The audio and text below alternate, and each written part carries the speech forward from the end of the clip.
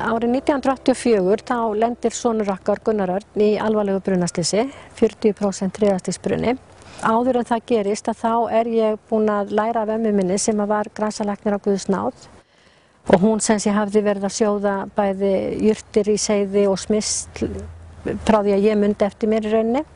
Og þegar við fengum hann heim þá fórum við að bera á hann smyrslið okkar.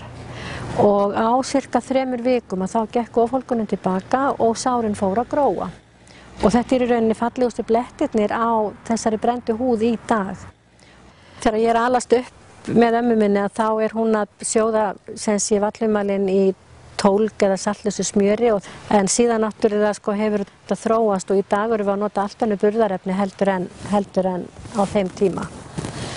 Og kókosfeitin aðalburðarefni, hún talin líkust fitinu okkar, þannig að það fer mjög vel saman að vera með jurtina í kókosfeitinni. Og í dag erum við mjög sátt við útkomuna í kreminu eins og það í dag.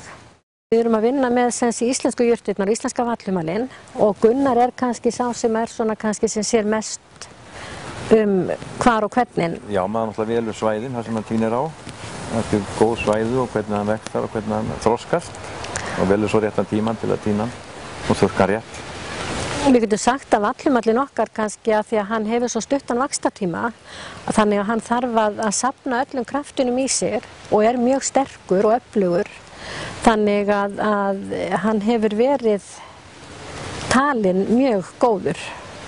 Við viljum að neytandinn og þeir sem að nota smyrslið fái það sem nýjast til sín.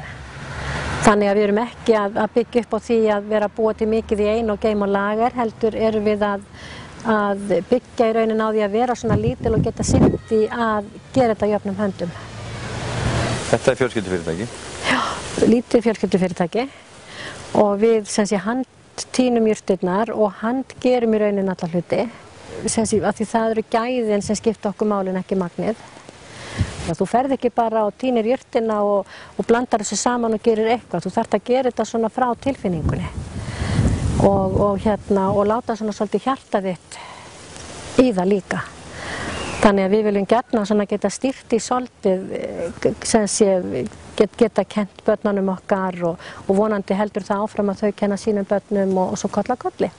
Ég náttúrulega tel mig alveg ótrúlega heppna að hafa fengið að kynnast arfleifðinni okkar og kynnast því sem amma mín hefur verið að gera í gegnum tíðina og líka bara fá alla þá þekkingu sem hún bjó yfir í varðandi jurtirnar, bæði í sambandi við seiðagerð og smyrslagerð.